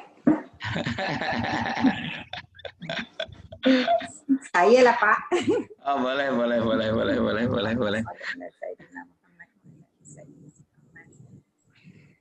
Bismillahirrahmanirrahim. Alhamdulillahirabbil alamin wassalatu wassalamu ya Allah ya Rahman, ya Allah ya Rahim. Kami mohon padamu ya Allah, tambahkanlah ilmu bagi kami ya Allah. Ya Allah, guru kami yang mengajar, terutamanya guru saya, sekarang dah jadi guru kami. Alhamdulillah, dah bertahun belajar dengan Ustaz Adi. Ya Allah, nak sangat Ustaz Adi meneruskan mengajar. Dulu mengajar saya ya Allah, sekarang mengajar ibu-ibu di Malaysia, guru-guru di Malaysia, mengajar mengenai kalam-Mu ya Allah, mengenai apa yang kami tak tahu ya Allah. Ilmu kami sedikit, Engkau hantar ya Allah Ustaz Adi untuk mengajar kami, untuk memahami ayat-ayat suci-Mu ya Allah. Sebagaimana aku merasakan manisnya Al-Quran ya Allah. Semoga ibu-ibu lain, guru-guru lain, semua peserta-peserta dari Malaysia dapat juga setidak-tidaknya menyampaikan sedikit kalam suci-Mu kepada anak-anak ya Allah. Ya Allah, sihatkan Ustaz Adi, anak-anaknya, keluarganya, terutama bondanya ya Allah yang menjadi inspirasi kami. Amin. Amin. Ya, terima kasih atas doanya. Mudah-mudahan diijabah oleh Allah Subhanahu wa taala. Terakhir saya akan doa buat semuanya. doa guru-guru saya selalu berdoa begini setelah sholat. Allahumma ja'alna wa auladana wa talamidana min ahlil ilmi wal khair. Ya Allah, jadikanlah kami, anak-anak kami, keluarga kami, murid-murid kami menjadi ahli kebaikan dan ahli ilmu semuanya. Amin ya rabbal alamin. Makasih. Saya terkesan sekali dengan ibu-ibu semuanya. Baik-baik, insya Allah. Mudah-mudahan kita bertemu lagi. Sebentar, saya akan screenshot ini foto yang ada di laptop saya. Boleh ya, saya. Bu, bagaimana ini screenshotnya? Ya. Sebentar, istri saya yang hafal, istri saya lebih pandai karena ini menggunakan laptopnya. 1, 2, 3. Sini ibunya sini. Ini Ya. Ya, oh gitu. Oh pakai itu. Ya baik-baik. Ya, saya screenshot ya. Ibu Shizukana ini belum memperlihatkan, padahal anaknya mengaji dengan saya loh.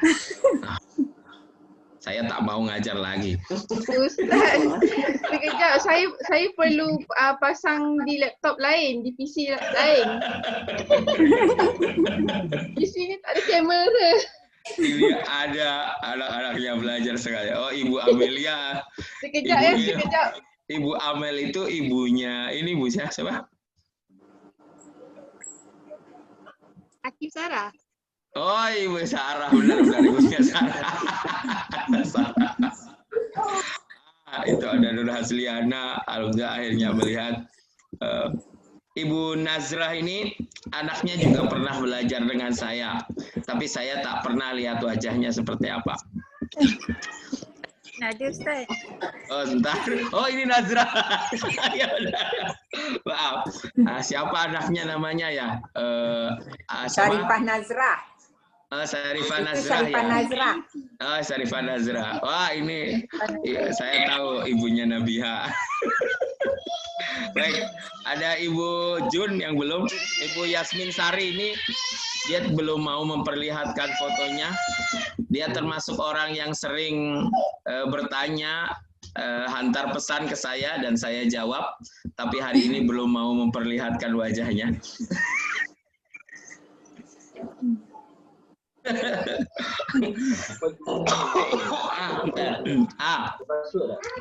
Biar semuanya ya, baik. Maaf ini, saya akan screenshot. Ini nanti saya tulis di status saya. Ya, Ibu Siti Nur Aisyah ini. Oh ya, ya. Oh sudah. Yang ini. Ibu Fatih. Tak saya tak belajar Ustaz. Oh ya, ya ibunya Fatih. Siap. Itu Ibu Nur Aisyah. Ibu Jun belum perlihatkan. Yasmin Sari itu yang suka menulis di Facebook catatan tentang pelajaran saya ya, benar kan? Betul. Ya. Orangnya yang mana? Tak ada. Oh belum. Ya sudah. Siapa dia nama dia Ustaz? Oh, kenapa? Yang tulis di Facebook tu siapa namanya? Yasmin Sari, tulisannya bagus Bu. Yasmin Sari. Ya. Oh, saya mau friend sama dia. Ya, Yasmin Sari. Ya, beliau banyak. Iya, boleh, insya Allah. Ya. Oh ya, nanti jangan lupa, insya Allah selepas Ramadan ini saya kembali aktif di YouTube. Saya udah ada beberapa konten. Nanti di YouTube saya tulisannya kajian bersama Ustadz Adi Fikri. Nanti ada saya kasih linknya di ini. Mohon jangan lupa subscribe. Saya baru nih, belum lama, jadi nanti nih. Saya nak foto sebentar. Berarti Ibu Jun tak mau nih. Ya sudah, saya ini. Nanti kalau saya mengajar anaknya, saya tak akan menampakkan wajah saya. Ibu, saya lupa lagi cara screenshotnya. Sini, sini. Oh. Saya lupa lagi cara screenshotnya. Begini. Sini. Stop sini. Ya, so. Ada ke? Siap. Berdua. Ya. Nih, boleh. Saya berdua dengan istri saya nih foto. Ya. Ini istri saya yang suka protes ya. Assalamualaikum. Baik, oke. Kita mulai. Itu Ibu Jun dengan suaminya. Ada bapaknya. Saya screenshot ya. Ya, 1, 2, 3. Baik, insya Allah sudah ada ininya. Oh, ini udah kelihatan. Ya, terima kasih buat semuanya. Ustaz, confirmkan bila kelasnya, kelas berceritanya bila? Baik. 7 Syawal. Ya, kita akan mulai kegiatan lagi 7 Syawal ya. Nanti insya Allah begini. Setiap Ahad lah. Setiap Ahad boleh. Nanti ini kan saja. Setiap Ahad boleh nanti ada kelas. Saya insya Allah sih ingin menyediakan kelas untuk parent, untuk guru, dan untuk anak terutama, supaya anak dapat cerita-cerita Al-Quran yang serono dari dari. Jadi yang ini untuk anak atau untuk ibu? Nanti saya posternya ada untuk anak, ada untuk parent, ada untuk guru ya Bu. Siapa? Bu Nur. Bu Ita ya, Bu Ita. Nanti tunggu posternya, saya hantar posternya insya Allah. Tapi sedang dengan istri saya. Istri saya suka ikut kelas orang-orang. Nah, tak ikut kelas suaminya sendiri.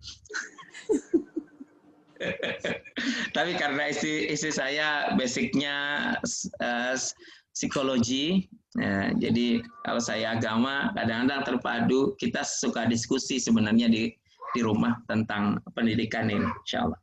Ya, terima kasih buat semuanya. Saya pamit. Mohon maaf lahir batin. Jangan lupa selalu doakan semuanya, doakan gurunya di setiap sholatnya, insya Allah. Saya juga sama lakukan ini untuk semua murid saya. Doakan setiap sholat saya, mudah-mudahan menjadi ahli kebaikan dan ahli ilmu semuanya. Amin ya Rabbal Alamin. Terima kasih ya. Tadi sebentar, saya mau bilang terima kasih sama Ustadz, kemudian juga sama Bu Lela dan semua ibu-ibu yang ada di sini. Salam kenal dari saya. Saya tinggal di Garut. Dari dekat Bandung, lebih naik mobil 2 jam lah. Sama 2 jam. Ke Adi, 2 jam ya ke Sumedang. Ya. Semoga silaturahmi kita berlanjut. Semoga juga kita dikumpulkan dalam kebaikan. Amin ya Rabbal Alamin. Terima kasih Bu semuanya. Assalamualaikum warahmatullahi wabarakatuh. Terima kasih Ustaz. Ya, lupa salam juga buat bapak-bapaknya juga ya. Assalamualaikum warahmatullahi wabarakatuh. Jazakallah. Salam Lebaran. Ya, selamat Lebaran, Pak.